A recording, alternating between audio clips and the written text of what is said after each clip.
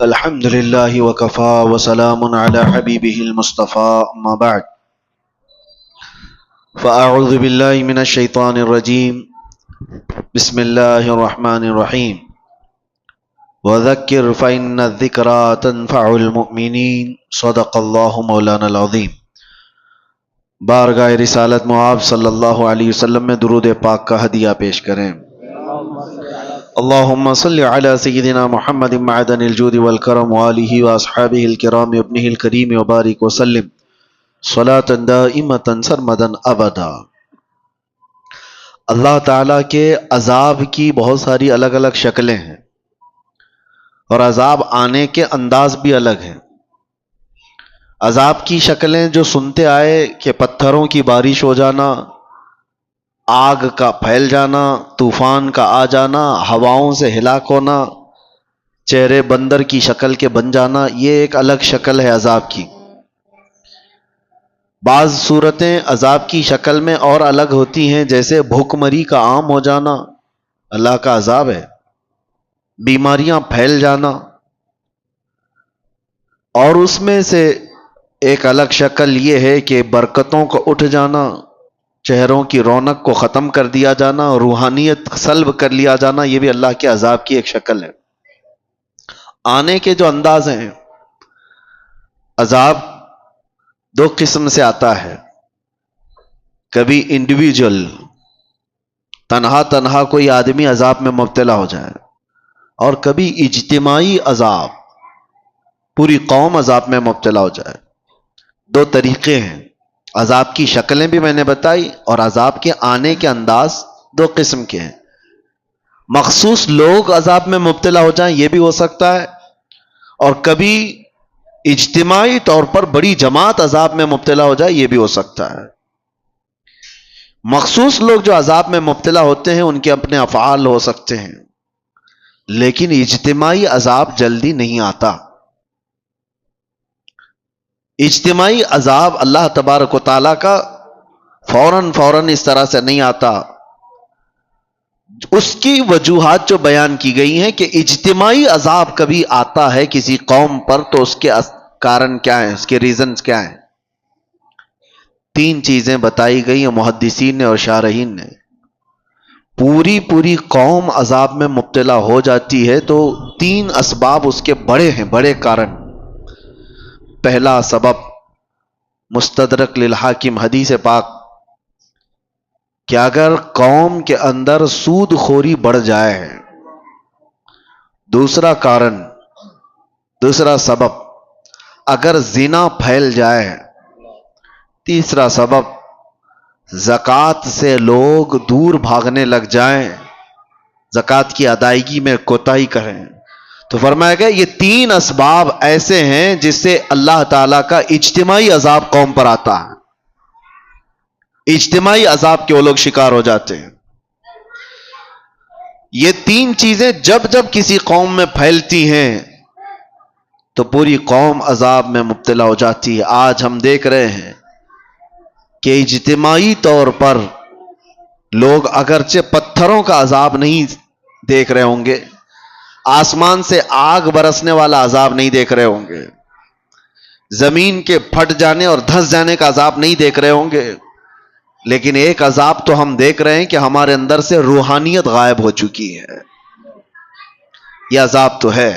اجتماعی عذاب کے جو لوگ شکار ہوئے ہیں، یہ ضروری نہیں ہے کہ آگ کے گولے برسیں اور پتھروں کا عذاب آئے، وہ پچھلی قوموں پر ہوتا رہا، لیکن فی زمانہ ہم جو اس عذاب کے شکار ہوتے ہیں اس میں سے جو ہم دیکھ رہے ہیں برکتوں کا اٹھ جانا، چہروں کے رونق کا ختم ہو جانا، روحانیت ہماری سلب کر لی جائے، اور سب سے بڑی بات یہ ہے کہ اللہ کا سب سے بڑا عذاب کیا ہے؟ اللہ کا سب سے بڑا عذاب یہ ہے کہ جیتے جی ایمان کی دولت چھین لی جائے۔ یہ سب سے بڑا عذاب ہے۔ موت تو ایک بار آئے گی، لیکن ایمان کے بغیر مر گیا تو آخرت میں ہمیشہ اسے دوزخ ہے، ہمیشہ کی جہنم میں جائے گا۔ وہ سب سے بڑا عذاب ہے۔ ڈر اسی بات سے ہے کہ جیتے جی ہماری بدکاریوں کی وجہ سے ایمان کی دولت تو نہ چلی جائے. آج بے حیائیوں کا جو سیلاب آیا ہوا ہے، نظام درہم برہم ہو چکا ہے. میں ان دو وجوہات پر تھوڑی سی گفتگو کروں گا. آج جمعہ میں بھی میں نے آپ سے یہ گفتگو کیا تھا کہ دل میں کانٹے چبھ رہے ہیں، کلیجہ منہ کو آتا ہے جب حالات اپنے محلوں کے اس طرح کو سننے میں آتے ہیں کہ بدکاریاں اتنی بڑھ گئی کہ بھائی اور بہن کی تمیز ختم ہو چکی ہے. ایک باپ اپنی بیٹی سے مسلسل 12 سال تک زنا کرتا رہا. یہ حالات ہم سنتے آ رہے ہیں، تو کیا کلیجہ منہ کو نہیں آتا؟ یہ چیزیں پیدا کہاں سے ہوتی ہیں؟ انسان اس قدر درندگی کا شکار کب بنتا ہے، ایسا حیوان کب بنتا ہے؟ مین ریزن کیا ہے؟ انسان کے سود خوری کے سلسلے میں بعد میں عرض کرتا ہوں، لیکن بے حیائی جو ہے، بدکاریاں، آپ نے کبھی محسوس نہیں کیا ہوگا کہ کتا اپنی مادہ کے ساتھ اگر جوڑا کھاتا ہے تو آپ کبھی اس کا رشتہ تھوڑی نہ پوچھتے ہیں کہ یہ بہن کے ساتھ ہے کہ ماں کے ساتھ ہے. ان کے ہاں کوئی نظام نہیں ہے. جب جانور بڑے ہو جاتے ہیں تو ماں اور بچوں کا بھی فرق ختم ہو جاتا ہے. لیکن کیا وہی چیز انسانوں میں آپ برداشت کر پائیں گے؟ اپنے معاشرے میں، اپنے محلوں میں، اپنے گھروں میں، اپنے خاندانوں میں یہ چیز برداشت کر سکتے ہیں؟ عقل سلیم کبھی برداشت نہیں کرے گی. لیکن ہم دیکھ رہے ہیں کہ برداشت کیے جانے کی عادت آ گئی لوگوں کو. یہ سب دیکھ کر کے ہنس کر کے گزر جاتے ہیں. اب تو بڑے بڑے حادثات پر آپ صرف اور صرف ایک سٹیٹس دن بھر لگائیں گے، اس کے بعد ہو گیا. بڑے بڑے حادثات صرف اور صرف ایک دن کی نیوز بن کر کے ختم ہو جاتے ہیں. یہ انسان کی درندگی یہاں تک جو آتی ہے، اس کے کچھ اسباب تو ہمیں ڈھونڈنا چاہیے کہ کیوں اس طرح سے انسان بے حیا ہو گیا. سب سے پہلا ریزن ہے اس کے رزق کا، اس کے کھانے کا. گاڑی میں جیسا پیٹرول ڈالو گے ویسی ہی گاڑی چلے گی. ایک ٹنکی ہے چھت پر رکھی ہوئی ہے، اس پر جیسا پانی آپ فل کرو گے، نیچے جس ٹوٹی کو بھی کھولو گے پانی وہی آئے گا جو ٹنکی میں ہوگا. رزق حلال اگر جسم کے اندر جاتا ہے تو اس کے اعضاء سے حلال کام ہوں گے. حرام رزق کا آج اتنا دورہ ہو گیا ہے کہ لوگوں نے اب احتیاط کرنا بھی چھوڑ دیا. یہ جو زبان کا چسکا ہے نا، آج مسلمانوں سے میں گفتگو کر رہا ہوں، دوسروں کو مت دیکھیں آپ کون کیا کھا رہا ہے. یہ زبان کی شہوت تمہیں آزاد اتنا کر گئی ہے کہ تم ہر چیز کھانے پر تیار ہو گئے. پہلے کے دور میں لوگ بچتے تھے، نان ویج کھانا ہے، گوشت کھانا ہے تو کتنی تحقیقیں ہوتی تھی کہ کہاں سے آیا، کس کا ہے، کون دیا ہے. آج کچھ بھی نہیں. ہمارے بچوں کے سامنے یہ تو مسئلے بھی نہیں رہ گئے. جو فاسٹ فوڈ کے ایسے عادی ہو گئے، ان کو راستہ چلتے ہوئے جو بھی شاورما ملا، پیزا ملا، برگر ملا، لے کے اس کو کھانا ہی ہے. تمہیں پتا ہے، میں جانتا ہوں کئی ایسے لوگوں کو جو کہتے بھی ہیں کہ ہم مردہ مرغیوں کو بیچتے ہیں. مری ہوئی مرغیاں 10 روپے کلو میں لا کر کے اس کا وہ بنا کر کے بیچتے بھی ہیں کئی ایسے لوگ. اگر دوسری قوموں کے ہاں ذبیحہ کا مسئلہ ہی نہیں ہے تو وہ جو کھائیں ہمیں اس سے فرق نہیں پڑتا، لیکن تمہارے لیے رزق کا بہت فرق پڑتا ہے. حرام رزق کا ایک لقمہ جب کسی کے پیٹ میں جاتا ہے تو میرے عزیزوں کئی دنوں تک اس کی کوئی عبادت آسمانوں تک نہیں جاتی، اس کی دعائیں قبول نہیں ہوتی. موسیٰ علیہ السلام ایک بار کوہ طور پر جا رہے تھے، ایک بندے کو اتنا روتے ہوئے دیکھا، ہاتھ لمبے کر کر کے. اس پر آپ کو ترس آ گیا. آپ کوہ طور پر جا کر اللہ سے اس کی سفارش کرتے ہیں کہ مولا اس کی دعائیں پہلے قبول کر لے. رب تعالیٰ فرماتا ہے موسیٰ وہ مانگتے مانگتے مر جائے، ہاتھ پھیلاتے پھیلاتے آسمانوں تک بھی لائے، تب بھی میں اس کی دعا نہیں قبول کروں گا. موسیٰ علیہ السلام ڈر گئے کہ ایسا کیا گناہ کیا اس نے. تو اللہ تعالیٰ فرماتا ہے کہ اس کے پیٹ میں حرام لقمہ ہے، اس کے جسم پر حرام لباس ہے. جب تک یہ ہوگا اس کا رونا گڑ گڑانا میں نہیں دیکھوں گا. آپ کیا سمجھتے ہیں یہ ہلکا ہے؟ یہ چیز کے کنٹرول ختم ہو گیا ہے، جس کی وجہ سے یہ بے حیائیاں عام ہو گئیں، بدکاریاں پھیل گئیں. لوگ آج تمیز بھول گئے. کئی ایسے نوجوانوں کو دیکھا ہے, ان کو کوئی خوف ہی نہیں رہ گیا, ڈر ہی نہیں رہ گیا. رزق کا بہت بڑا اثر ہے میرے عزیزوں. سب سے پہلے اس پر کنٹرول کرو, اپنے کھانے پینے پر حلال کی طرف توجہ کرو, ورنہ یہ حرام چیز کے متعلق میرے آقا صلی اللہ علیہ وسلم فرماتے ہیں, جو پیٹ حرام لقمہ بھرتا ہے اس کے لیے سب سے زیادہ بہتر ہے کہ جہنم کی آگ ہی اس کے پیٹ میں بھری جائے گی. وہ زیادہ مناسب یہی ہے کہ وہ جہنم کی آگ اس کے پیٹ میں بھری جائے گی. لوگ آج بزنس میں بھی, تجارت میں بھی یہ دیکھنا بھی چھوڑ دیے کہ پیسہ کہاں سے آ رہا ہے. لو دبا لو, ساری چیزیں دبا کر رکھو. کس کا مال کتنا ہڑپ لیا, کس کا حق دبا کر کے رکھ لیے, سب حرام ہے. رزق حرام کے ذریعے. صرف یہ نہیں ہے کہ آپ ذبیحہ دیکھ رہے ہیں, مسلمان نے ذبح کیا ہے وہی گوشت آنا چاہیے. ارے کسی کا دبا کر کے ایک دن ہم بھی رکھا ہے وہ حرام ہے. دھوکہ دے کر کے کمائی ہوئی چیزیں حرام ہے. امام اعظم ابو حنیفہ رحمۃ اللہ تعالی علیہ کپڑے کے بڑے تاجر تھے. ایک بار ان کی کپڑے کی دکان میں ایک تھان میں عیب والا کپڑا آیا تھا, تھوڑا سا کچھ داغ تھا. خادم سے بتایا تھا کہ بیچنا تو یہ گراہک کو بتا کر کے بیچنا کہ اس میں عیب ہے. امام اعظم ابو حنیفہ چھوٹے موٹے تاجر نہیں تھے, بہت بڑے تاجر تھے. شام کو ان کا خادم آیا. اس دن جانتے ہو تقریباً 4 لاکھ درہم کی تجارت ہوئی تھی. سب سے پہلے آپ نے سوال کیا کیا وہ عیب والا جو کپڑا تھا وہ تھان بک گیا؟ اس خادم نے کہا ہاں بک گیا, وہ تو صبح ہی بک گیا. کہا بتایا تھا؟ کہا ارے میں بھول گیا تھا. امام اعظم نے کہا کہ یہ 4 لاکھ پورے کے پورے بانٹ دو, اس میں کا 1 روپیہ بھی میرے لیے حلال نہیں ہے. میرے عزیزوں, یہ ائمہ اعظام تھے جنہوں نے شک والی چیز کو بھی اپنے گھر آنے نہیں دیا. شک والی چیز بھی. میں پڑھ رہا تھا اس سے قبل ایک بات, شاید آپ کے سامنے میں نے اس کو شیئر کیا ہے, بیان کیا ہے. بغداد کے ایک بہت بڑے عالم دین تھے, بڑے بڑے علماء کو پڑھایا کرتے تھے. ان کی مجلس لگی ہوئی تھی, بچے باہر کھیل رہے تھے. بچوں کی گیند اڑ کر کے یہ علماء کی محفل میں آ کر گر گئی. سب بچے ڈر گئے. ظاہر سی بات ہے, بچوں میں جو ادب اور تمیز ہوتی ہے نا, اس کا بھی بہت بڑا اثر ہوتا ہے. بڑوں کی مجلس میں جانے سے بچے ڈر گئے. بڑے بڑے علماء بیٹھے ہوئے, کون گیند لے کر کے آئے گا؟ ایک بچہ اس میں کہتا ہے کہ میں لے کر کے آ جاتا ہوں.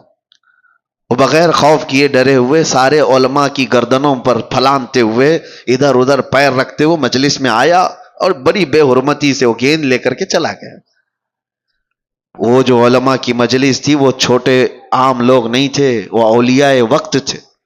انہوں نے دیکھا اس بچے کو غور سے. وہ بچہ کوئی اور نہیں, جو استاد پڑھانے کے لیے بیٹھے ہوئے تھے ان کا ہی بیٹا تھا. جو سب سے بڑے عالم دین تھے ان کا بیٹا تھا. سب کی گردنیں جھک گئیں کہ اس بڑے گھر کا بچہ ایسی کیسی حرکت کر سکتا ہے. وہ جو بزرگ تھے وہ سر جھکا لیتے ہیں, کہتے ہیں اس کا قصور نہیں. بات در حقیقت یہ ہے کہ جب ہماری شادی ہوئی اور ہم گھر آئے تو ہم 3 دن سے فاقہ میں تھے. گھر میں کھانے کو کوئی چیز نہیں تھی. میں اور میری بیوی فاقہ کر رہے تھے. تیسرے دن ہمارے پڑوس سے ایک بھنے ہوئے گوشت کی تھالی آئی, بہت عمدہ غذا ہمارے پاس تحفے میں آئی. بھوک اتنی لگی تھی کہ ہم نے پوچھا بھی نہیں وہ کہاں سے آیا, کیا کھا لیا. پیٹ بھر کر ہم دونوں نے کھا لیا. اور اس کے بعد پھر ہم نے ملاقات کی. اس رات اس کا حمل ٹھہرا اور اسی سے یہ بچہ پیدا ہوا.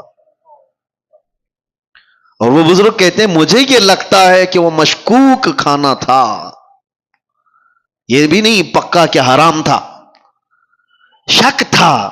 پتہ نہیں حلال ہے بھی کہ نہیں, میں نے پوچھا نہیں تھا, کھا لیا. اور مجھے لگتا ہے اس کھانے کا, اس رزق کا اثر ہے کہ بچہ میرا بے ادب پیدا ہوا ہے.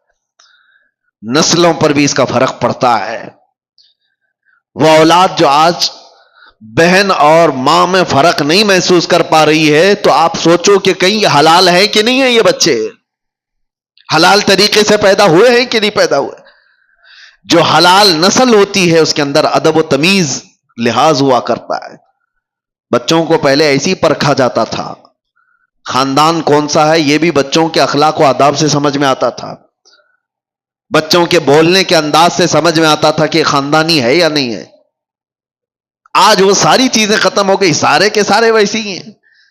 بات کرو تو گالی کے لہجے سے بات کرو، چھوٹے چھوٹے سے بچوں کو سنا ہے کہ ماں بہنوں کی گالیاں دیتے ہیں۔ یہ کہاں سے ان کے اندر یہ چیزیں آئیں؟ ماں باپ سے میں کہتا ہوں آپ بھی اپنے رزق کا تھوڑا احتساب کرو، جائزہ لو کہ حلال طریقے سے کھا کر بچے پیدا کیے یا پھر اسی طرح حرام رزق پر۔ اور اگر حرام رزق سے ہی یہ نسل آئی ہے تو ہمارے لیے بڑا چیلنج ہے، بہت بڑا چیلنج ہے۔ یہاں جہاں سے ان برائیوں کی شروعات ہو رہی ہے وہاں جا کر کے ہمیں اصلاح کی ضرورت ہے۔ اس لیے میں یہ گفتگو کر رہا ہوں۔ بگڑے ہوئے ماحول کو ہم نصیحتوں سے سنبھال تو سکتے ہیں تھوڑی دیر کے لیے، لیکن جہاں سے لیکیج ہے وہاں تو روکنے کی ضرورت ہے۔ کہاں سے یہ لیکیج ہے؟ کہاں سے یہ چیزیں چل رہی ہیں؟ رزق سب سے پہلے جسم کے اندر بے حیائی پیدا کرنے والی سب سے بڑی چیز اس کا رزق ہے۔ زبان جو لذتوں کی شکار ہے یہ شہوت ہے، کبھی اس کو آپ سیراب نہیں کر سکتے۔ زبان جب کسی کی آزاد ہو جائے کھانے پینے میں تو سمجھ لو کہ اس کا شرمگاہ پر بھی کنٹرول ختم ہو جاتا ہے، اس کی اپنے شرمگاہ پر بھی اس کی حفاظت نہیں ہو پاتی۔ سب سے پہلے اپنے رزق پر کنٹرول رکھو، یہاں سے سارے معاملات بگڑتے ہیں۔ اور دوسری چیز بے حیائی کا سیلاب جو آیا، ایک تو رزق ہے، دوسرا مسئلہ ہے کہ زنا کے قریب لے جانے والے اسباب کیا ہیں۔ بندہ جو ہے، ایک فطری سی بات ہے کہ ہر مرد کو عورت کی طرف کھچاؤ رکھا گیا ہے، پیدائشی ہے۔ عورت کو مرد کی طرف کھچاؤ رکھا گیا ہے، پیدائشی ہے، فطرت ہے، سب انسانوں میں یہ چیز موجود ہے۔ لیکن اس فطرت سے بھی بڑھ کر کے آدمی کب آتا ہے؟ اپنی ماں سے اگر کوئی بدکاری کر لے، بہن سے کر لے، بیٹی سے کر لے، تو یہ فطرت سے بھی بڑھ کر کے آدمی نے کر لیا، انسانیت بھی بھلا دیا۔ یہ کب ہوتا ہے؟ جب زنا کو آدمی ہلکے میں محسوس کرنے لگ جائے کہ یہ کوئی چیز ہی نہیں ہے، کامن ہے، تو پھر اس کے سامنے ماں بیٹی بہن بھی کوئی چیز ہی نہیں رہتی، سب چیزیں کامن ہو جاتی ہیں، نارمل ہو جاتی ہیں۔ یہاں پر آ کر روک کہاں لگانی چاہیے؟ اپنی آنکھوں کی حفاظت کرو۔ تمہاری آنکھیں جتنی آوارہ ہوں گی اتنا تمہارا جسم بدماش ہوتا چلا جائے گا۔ ساری بے حیائی، سب کچھ یہ آنکھوں سے شروعات ہوتی ہے۔ اسی لیے قرآن پاک نے مومنوں کو سب سے پہلے کس چیز پر روکا؟ رب تعالیٰ فرماتا ہے وَقُلْ لِلْمُؤْمِنِينَ يَغُضُّوا مِنْ أَبْصَارِهِمْ، اے محبوب، اے میرے رسول، ایمان والوں سے کہیں کہ وہ اپنی نظریں نیچی رکھیں۔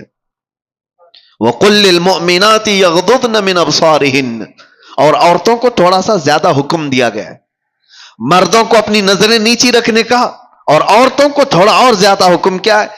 اے رسول، اے محبوب، آپ عورتوں سے، ایمان والی عورتوں سے کہیں کہ وہ اپنی نظریں نیچی رکھیں۔ دوسرا آگے کا حکم کیا ہے؟ وَلَا يُبْدِينَ زِينَتَهُنَّ، اپنی زینت کو دوسروں کے سامنے ظاہر نہ کریں۔ جانتے ہیں آپ، عورت کو نرم لہجے میں بات کرنا بھی جائز نہیں۔ آپ سوچ رہے ہوں گے تعجب ہے یہ، اسلام تو سکھاتا ہے نرم لہجے میں بات کرنا،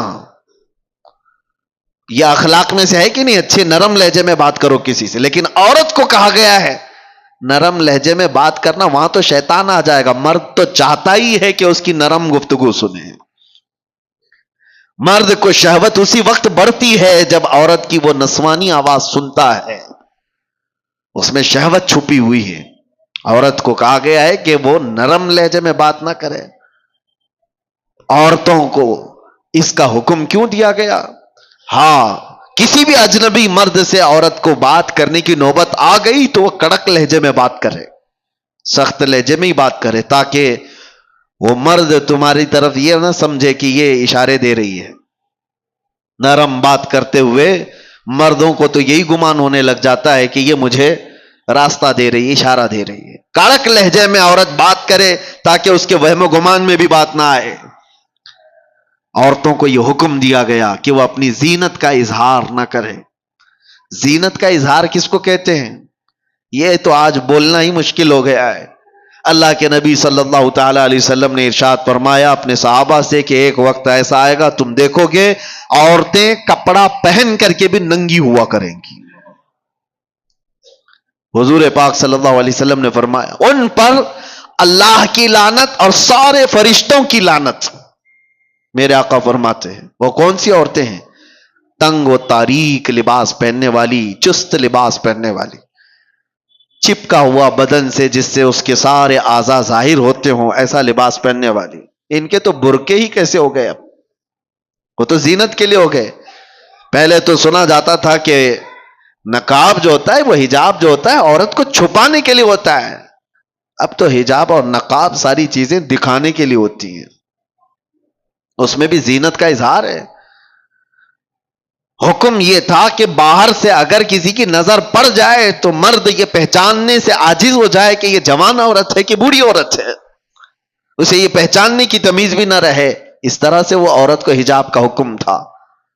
لیکن عورتیں آج کپڑا پہن کے بھی ننگی ہیں، یہ زنا کے عام ہونے کے اسباب ہیں۔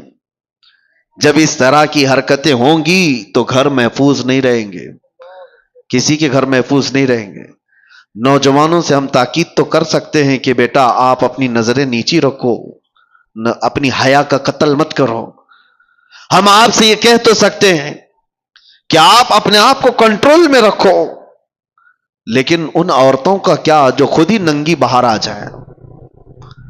ایک نوجوان کہاں تک اپنے آپ کو سنبھالے گا، کہاں تک برداشت کرے گا؟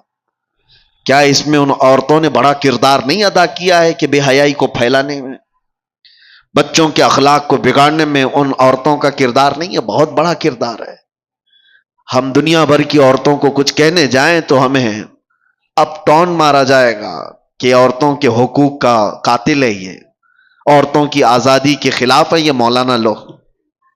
دیکھو پورے جھنڈ کے جھنڈ حملہ کرنے لگ جاتی ہیں عورتیں، کوئی ایک بھی اگر ان کے لباس پر بات کرے تو ان کو ایسا لگتا ہے کہ سب کے سب حملہ آور ہو جائیں گی۔ عورتوں پر ہی بولتے ہو، مردوں کو نہیں بولتے۔ اسلام وہ ہے جو پہلے مردوں کی آنکھوں پہ پابندی لگایا ہے، لیکن اس کا مطلب یہ نہیں ہے کہ سارے مرد اپنی آنکھیں نیچے رکھ کر کے ہی جائیں گے اور آپ اپنا جسم کھلا رکھ کر کے ہی کہو۔ تو ان عورتوں سے میں کہتا ہوں جن کو ہمارے جملے برے لگتے ہیں، میاں قانون بھی ہے، پولیس بھی ہے، ڈپارٹمنٹ بھی ہے، سب کچھ تو ہے گورنمنٹ کے اندر، حکومت کے اندر، تو پھر اپنا سونا چاندی تجوری میں کیوں رکھتے ہو؟ چوکھٹ پہ رکھا کرو۔ پولیس تو ہے نا، حفاظت کے لیے گورنمنٹ تو موجود ہے، لاؤ اپنی جیولری پوری باہر دروازے کے باہر رکھ کر کے آرام سے سو۔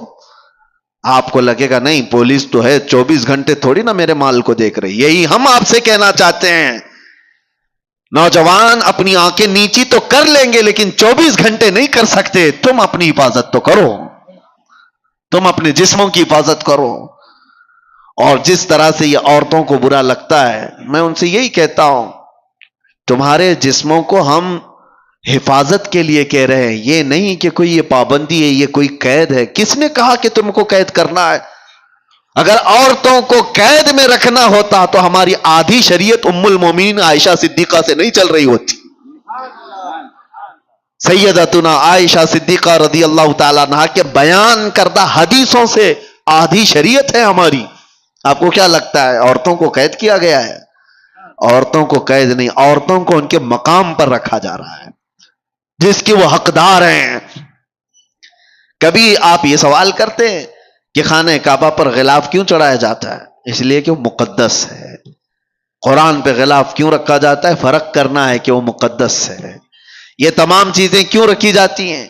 کہ ان کا تقدس برقرار رکھے۔ عورتوں کو اسی لیے پورے لباس کی بات ہم کرتے ہیں کہ ان کا تقدس برقرار رہے۔ ننگی رہے تو ہر ایرا غیرہ نتھو کھیرا دیکھتا تو رہے گا ہی۔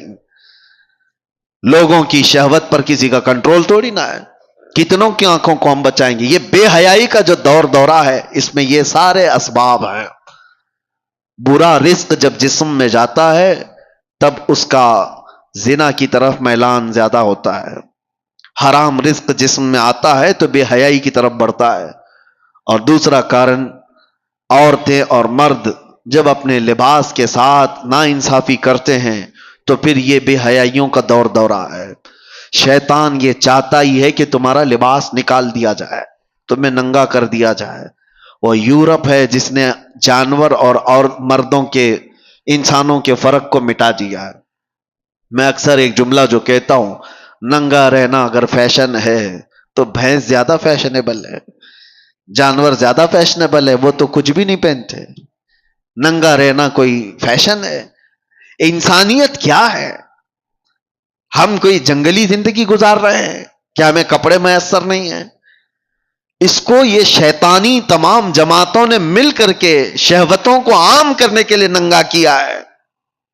ورنہ کپڑوں کی دشمنی کس کی ہے؟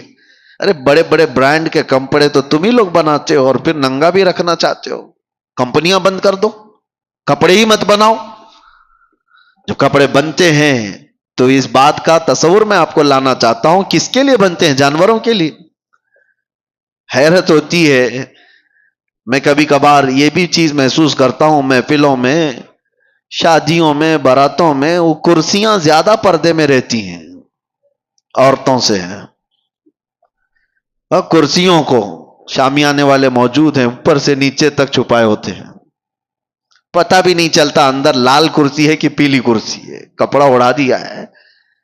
بے جان کرسی کو اتنا پردے میں رکھا ہے اور جان والی عورت کو پوری طرح سے زینت بنا کر لوگوں کے سامنے رکھا ہے.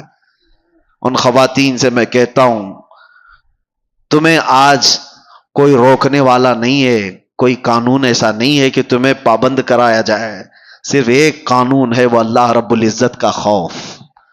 تمہیں قیامت کے دن اٹھایا جائے گا. میرے آقا صلی اللہ تعالی علیہ وسلم نے فرمایا، معراج کی شب میں نے جہنم میں اکثر عورتوں کو دیکھا ہے. ان کے عذابات کا بھی ذکر فرمایا. ان میں سے ایک عذاب کا ذکر میرے آقا نے فرمایا کہ عورتوں کو بالوں سے باندھ کر کے سزا دی جا رہی تھی اور ان کے بالوں میں پیپ اور خون بھرا ہوا تھا اور فرشتے ان کو دردناک اذیتیں دے رہے تھے، عذاب میں مبتلا کر رکھے ہوئے تھے. پوچھا گیا کون سی عورتیں؟ کہا گیا کہ یہ اپنی زینت کا اظہار عوام کے سامنے کرتی تھی، یہ بے حیا باہر آیا کرتی تھی. تمہیں اسلام نے جو عزت و وقار دیا ہے اس عزت و وقار کے ساتھ رہو، ورنہ معاشرہ بہت خراب ہوتا جا رہا ہے. اب یہاں مردوں کی ذمہ داری ہے، اپنی بیٹیوں کو پردہ سکھاؤ. ننگی لا کر کے بازاروں میں گھمانے کو پوش نہیں کہا جاتا. بے حیا آدمی ہے وہ جو اپنی بیٹیوں اور اپنی عورتوں اور اپنی بہنوں کے پردے کے سلسلے میں آزاد خیالی کا اظہار کرتا ہے. نہیں، ہمارے یہاں تو یہ سب نہیں چلتا ہے، نہیں چلتا ہے. میرے آقا صلی اللہ علیہ وسلم نے فرمایا، دیوس جہنمی ہے، دیوس جہنمی ہے، دیوس جہنمی ہے. صحابہ نے پوچھا یا رسول اللہ وہ کون ہے دیوس؟ حضور پاک فرماتے وہ شخص دیوس ہے جس کی عورت بے پردہ باہر نکلتی ہے، وہ مرد بھی جہنم میں جائے گا. مرد کے بارے میں، عورت کے بارے میں، مرد کے بارے میں. اور ایک بات میں آپ کو بتاؤں، مرد اپنی غیرت اور اپنی مردانگی کیسے اس کی پہچانی جاتی ہے؟ عرب والوں سے آج بھی پوچھو، عرب میں آج بھی جا کر کے پوچھو، آج بھی ان کے حالات اگرچہ بگڑے ہوئے ہوں لیکن سگی بھابھی کو بھی کوئی دیور نہیں دیکھ سکتا. وہاں کئی ایسے میں گھر جانتا ہوں، کیونکہ ان کی غیرت ہے، اس کو مردانگی سمجھتے ہیں اپنی عورت کی حفاظت کرنا. یہ بے غیرت بے حیا لوگ ہیں جو اپنی عورتوں کا اظہار کرنے کے لیے باہر لے آتے ہیں. شک ہوتا ہے تم پورے ہو بھی کہ نہیں ہو، عورتوں کا اظہار کرانے کے لیے. اور اب تو فیشن بنا ہوا ہے، ایک خوبصورت عورت کسی کی آ گئی تو وہ دوستوں میں لا کر کے اس کو ملوا رہا ہے، اس کو دکھوا رہا ہے، دیکھو ہم تمہاری بھابھی کیسی ہے. معاذ اللہ رب العالمین، تم زنا کے دروازے کھول رہے ہو، تم بے حیائی کی دروازے کھول رہے ہو. تمہاری عورت بازار کی زینت نہیں ہے جو لا کر کے دکھا رہے ہو. ارے موبائل دکھا دیا، گھڑی دکھا دیا، جوتے چپل دکھا دیا، سمجھ میں آتی ہے کہ چلو اس کی اپنی خوشیوں کا اظہار کر رہا ہے. اپنی بیوی کو دکھاؤ گے دوسروں کے پاس اور امید کیا رکھتے ہو سامنے والے سے؟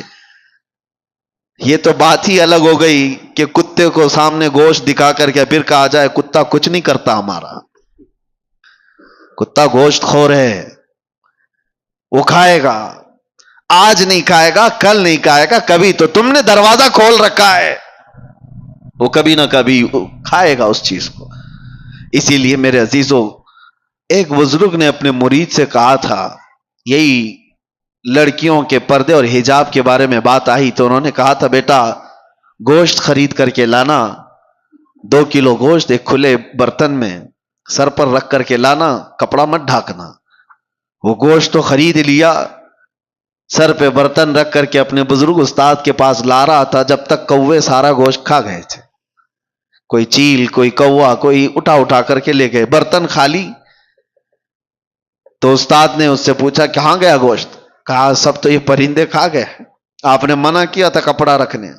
میں نے کہا، اس بزرگ استاد نے کہا، تم نے دیکھا یہ تھوڑے سے سفر میں چیل کوے کھلے گوشت کو چھوڑتے نہیں، تو تمہاری ماں اور بہنوں کو کھلا رکھو گے تو یہاں کے درندے کیسے چھوڑ دیں گے؟ یہ زنا کا عام ہونا، یہ بڑی بڑی باتیں کرتے ہیں. آج ریپ بہت ہونے لگ گیا، کیا سزائیں نہیں ہیں دنیا میں؟ آج تو اتنی سخت سزائیں، 20 سال کی سزائیں، عمر قید کی سزا ہے، پھانسی کی سزا ہے. ہم نے قید خانے میں دیکھا ہے کتنے آتے ہیں ریپ کیس میں. یہ 376 آپ کو معلوم ہوگا، مشہور ہے. جب بھی اس میں آتا ہے تو اس کو جیل میں بھی لوگ مارتے ہیں، وہ سب پتا ہے، سب کو معلوم ہے کہ اتنا سخت قانون ہے، پھر بھی بچتے کیوں نہیں ہے؟ اس کا سدباب روک تھام ہوتی کیوں نہیں؟ اتنا سخت قانون. بچیوں کے ساتھ، جو نابالغ بچیاں، ان کے ساتھ جب ریپ ہوتا ہے تو اس کا اور بڑا سخت قانون ہے، اس میں تو بیل بھی نہیں ہے. اس میں سخت قانون بھی اور جج بھی اور ساری عدالتیں اس کے ساتھ سختی کے ساتھ بھی پیش آتی ہیں، پھر بھی رکتی کیوں نہیں؟ ریشو آپ نکال کر کے دیکھو آپ کہ یہ کتنی کوانٹیٹی میں آج بھی یہ سارے معاملات ہو رہے ہیں. کیوں ہو رہے ہیں؟ قانون سے بھی لوگوں کا ڈر ختم کیوں ہے؟ وجہ یہ ہے میرے عزیزوں، جو میں نے شروع میں کارن بتایا. پہلی چیز، رزق حرام جسم میں ہو تو عام لڑکی تو کیا، وہ اپنی ماں بہنوں کے اوپر بھی غلط نظر ڈال سکتا ہے.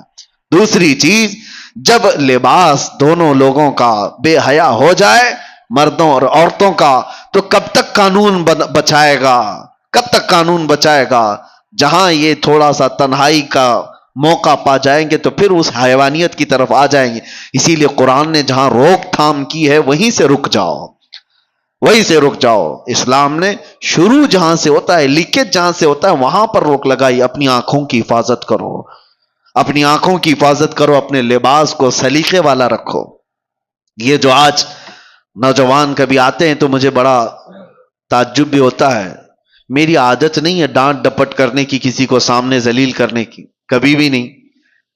کچھ بہت سارے اس طرح کی چیزوں میں ملوث آتے ہیں، لیکن ایک چیز، جب یہ پھٹے کپڑے پہن کے آتے ہیں، جینس ادھر سے پھٹی ادھر سے پھٹی، اور پھر کہتے ہیں یہ فیشن ہے. کس لیے پھاڑ کر کے پہن رہے ہو؟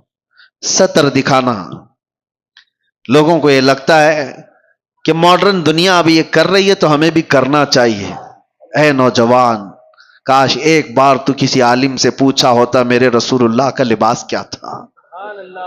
تو دنیا داروں کو دیکھا وہ پھٹے ہوئے کپڑے پہن رہے تو تم بھی پہننے لگ گئے. وہ اپنا سطر دکھانے پر آئے تو تم بھی سطر دکھانے پر آ گئے. کون سی لائف جینے پر آ گئے؟ کون سی زندگی گزارنے پر آ گئے؟ تیسری ایک وجہ اور بتا دوں، بزرگوں نے فرمایا ہے کہ جب بندہ زیادہ گانے سنتا ہے تو اس سے زنا کے قریب جاتا ہے. یہ جتنے نغمات، گانے سننے کی جس کو عادت ہے، اس کے جسم کے اندر بے حیائی کا زیادہ رجحان ہوتا ہے. اور ایک بزرگ نے فرمایا کہ دنیاوی محبت کے گانے انسان کے دل میں نفاق پیدا کرتے ہیں، منافق بناتے ہیں. منافق سمجھتے ہو؟ منافق وہ آدمی جو دکھنے میں مسلمان ہے، اندر سے کافر ہے، اندر سے کافر ہے. تو یہ تمام چیزوں سے اپنے آپ کو روک لو، شاید معاشرے کے اندر ایک انقلاب آ جائے. اللہ کے نبی صلی اللہ علیہ وسلم کو گواہ بنا کر کے اپنے آپ کو ہی کہو کہ آج سے میں یہ چیزیں نہیں سنوں گا. ارے روزانہ ہو سکے تو اللہ کا کلام ایک سورہ سن کر کے تو سو. دیکھو جسم کے اندر کتنا اثر پیدا کرتا ہے. تمہارے پاس ہاتھوں میں موبائل ہے، ایئر فون لگے ہوئے رہتے ہیں، گھنٹوں کیا کیا چیزیں سن رہے ہوتے ہیں، ریلز دیکھ رہے ہوتے ہیں. کاش ایک بار سونے سے پہلے بستر میں سورہ ملک سن کر کے سوتے، تبارک سن کر کے سوتے۔ میرے آقا صلی اللہ تعالی علیہ وسلم کی حدیثیں ہیں، وہ بندہ جب مر جاتا ہے، قبر میں جاتا ہے، تو یہ سورہ ملک اللہ کے پاس جاتی ہے اور جا کر کے رب تبارک و تعالیٰ سے جھگڑا کرتی ہے۔ یہ لفظ آیا ہے، بحث کرتی ہے کہ اے اللہ، یہ روزانہ مجھ کو تلاوت کرنے والا بندہ آج دنیا سے گیا ہے، اس کی بخشش کر دے، اسے معاف کر دے۔ جب تک رب تبارک و تعالیٰ معاف کرنے کا حکم نہیں کرتا تب تک وہ نہیں آتی۔ اللہ تبارک و تعالیٰ سے اس چیز کا مباحثہ کر رہی ہے، اس کے بعد پھر رب تبارک و تعالیٰ فرماتا ہے جا تیری سفارش پر میں اسے معاف کر دیا۔ تو حضور فرماتے ہیں سورہ ملک جنت میں جاتی ہے اللہ کا حکم پا کر کہ اللہ مجھے اجازت دے جنت میں جانے۔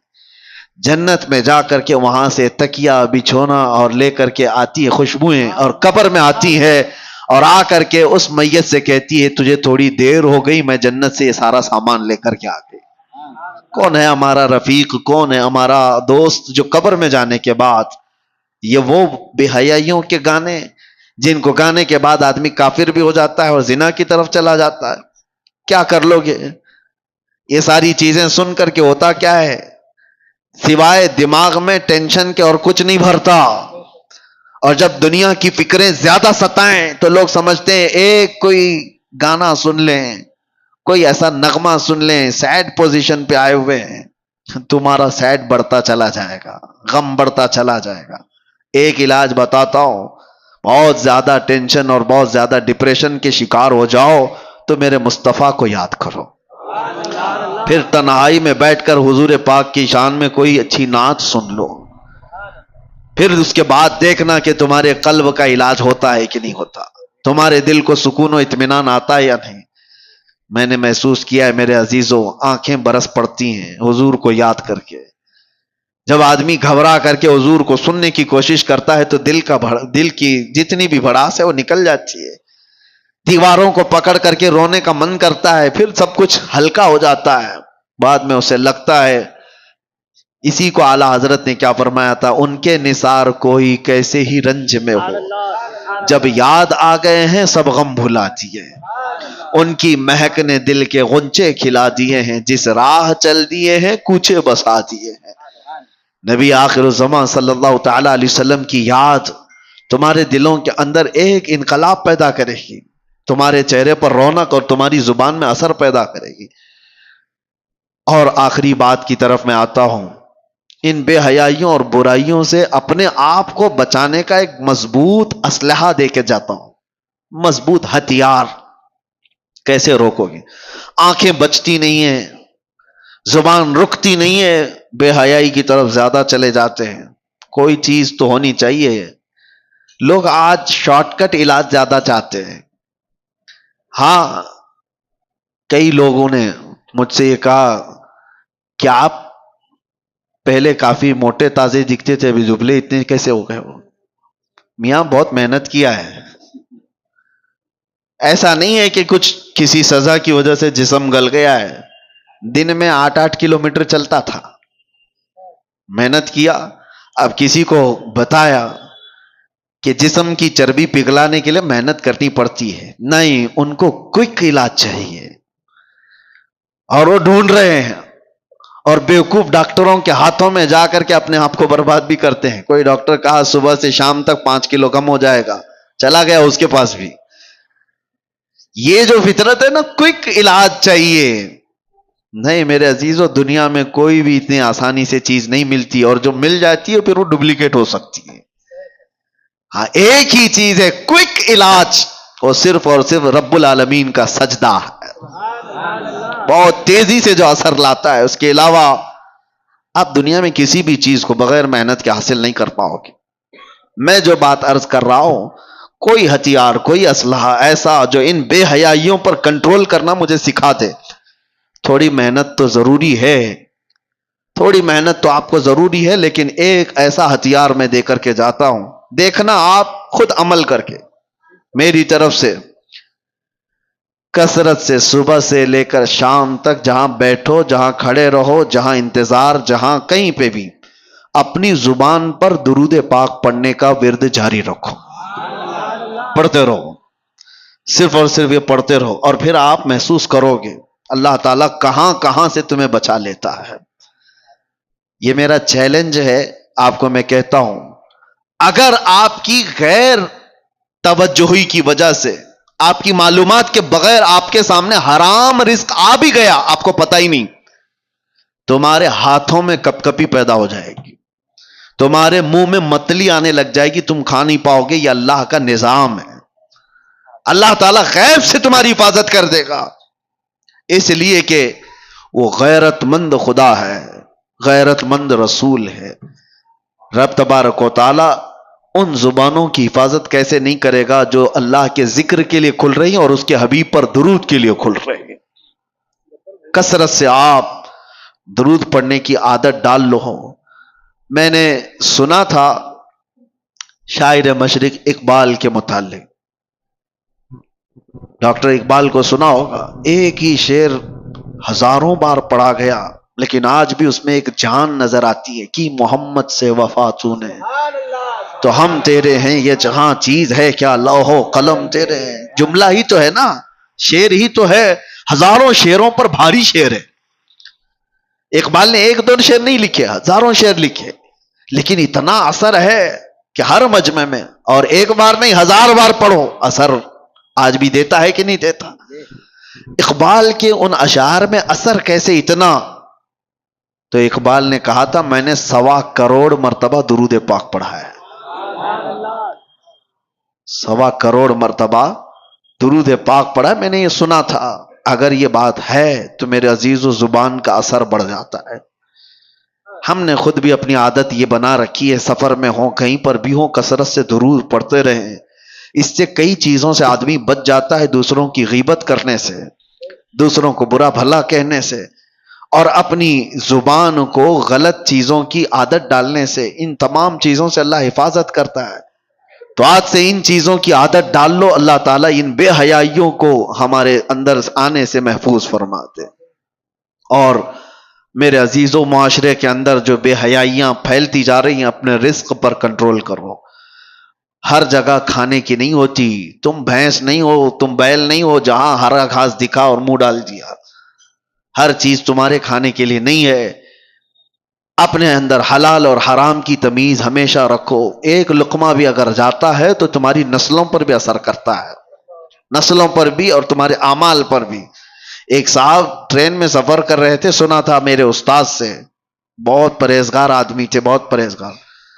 سفر کرنے کے وقت ظاہر سی بات ہے بہت سارے لوگوں سے ملاقات ہو جاتی، ایک بڑا مالدار آدمی بھی اس پہ سفر کر رہا تھا۔ اتفاق سے ایسا ہوا کہ وہ اتر گیا اور وہ اپنا سوٹکیس چھوڑ گیا، اس کو یاد ہی نہیں تھا۔ تو یہ جو بہت ہی پرہیزگار عالم تھے، انہوں نے دیکھا کہ یہ صاحب جو مجھ سے صبح سے ملے ہوئے تھے ان کا سوٹکیس چھوٹ گیا، اٹھایا تو دیکھا وہ کھلا ہی تھا، بے شمار اس کے اندر مال و دولت، پیسوں کی گڈیاں بھری ہوئی تھی اور جویلری بہت ساری تھی۔ دیکھا اتنے کہ 7 نسلیں کھا سکتی ہیں، اور بیچارہ ایک مولوی غریب آدمی جس کی تنخواہ آج کیا ہوا کرتی، اس زمانے کی بات کر رہا ہوں، 100 سال پہلے کی، یا تقریباً 50 سے 100 سال کے عرصے کے بیچ میں۔ دل میں برا نہیں آیا، کہا کہ نہیں، اس کو ڈھونڈ کر کے اس کے مالک تک پہنچا دوں گا۔ ایک امانت داری تھی۔ وہ صاحب علم شخص کہتے ہیں کہ انہوں نے ڈھونڈنا شروع کیا، سٹکیس سے یا کسی طرح سے پتہ لگایا، تو ایک شہر کا رہنے والا تھا۔ 2 یا 3 دن لگ گئے اس بندے کو ڈھونڈنے کے لیے، اور یہ صاحب گئے اس کے گھر پر۔ وہ شخص باہر آیا تو دیکھا، پہچان لیا۔ اس نے کہا کہ آپ ٹرین والے مسافر ہو؟ کہا ہاں میں وہی مسافر ہوں۔ کہا کیسے آنا ہوا؟ کہا آپ کا سوٹکیس چھوٹ گیا۔ وہ فوراً گلے لگ گیا، کہا اس میں تو کتنی بڑی جمع پونجی تھی میری، 1-2 نہیں، تقریباً اس میں لاکھوں کی مالیت کی چیزیں موجود تھی۔ لیا اور کہا آپ جیسا فرشتہ صفت انسان میں نے نہیں دیکھا آج کے دور میں، اتنے فتنوں کے دور میں۔ مال ملا ہے، لے کر کے چلا جاتا، نہ میں تم کو کچھ کہہ سکتا تھا، معلوم بھی نہیں تھا۔ اس نے کہا نہیں، میرا دین یہ نہیں سکھاتا، میرا دین یہ نہیں سکھاتا امانت داری ہے.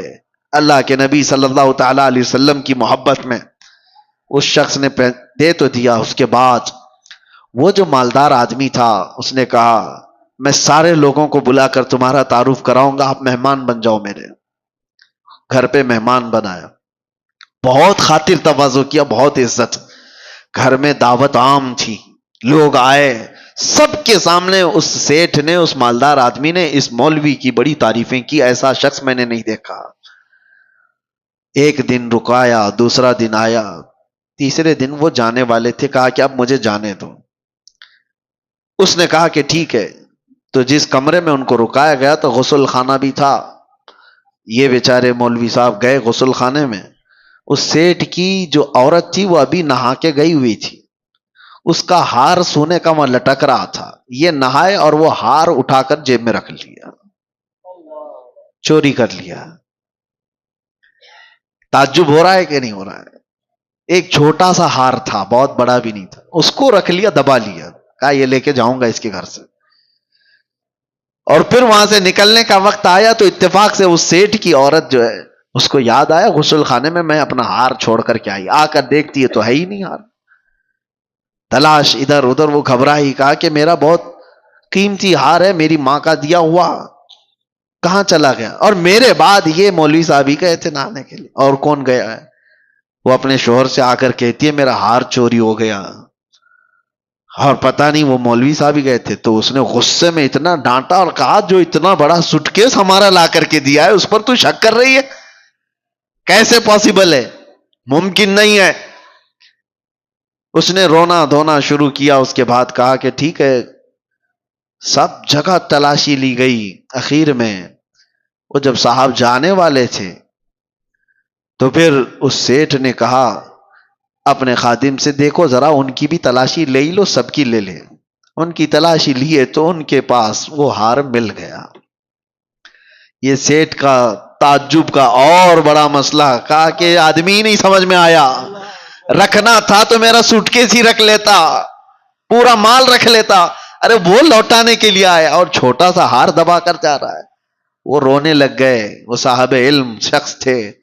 کہا کہ پتہ نہیں کیسے مجھ سے یہ ہو گیا, کیسے ہو گیا مجھے اندازہ نہیں, لیکن یہ جو میری اب بے عزتی ہو گئی.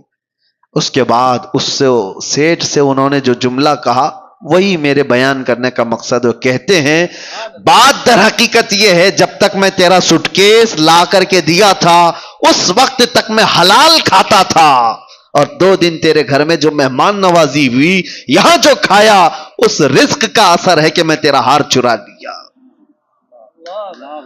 یہ تیرے گھر کے کھانے کا اثر ہے. میرے عزیزو بہت جلدی انسان کے اندر حالات بدل جاتے ہیں. اپنے رزق پر کنٹرول کرو. اور یہ لقمے جب جاتے ہیں تو بے حیائی بھی پیدا کرتے ہیں اور گھروں کی برکتیں بھی اور نسلیں بھی خراب کرتی ہیں. اللہ تبارک و تعالیٰ کہنے سننے سے زیادہ عمل کی توفیق عطا فرمائے. رب العالمین ہم سب کو بے حیائیوں اور برائیوں سے بچنے کی توفیق عطا فرمائے.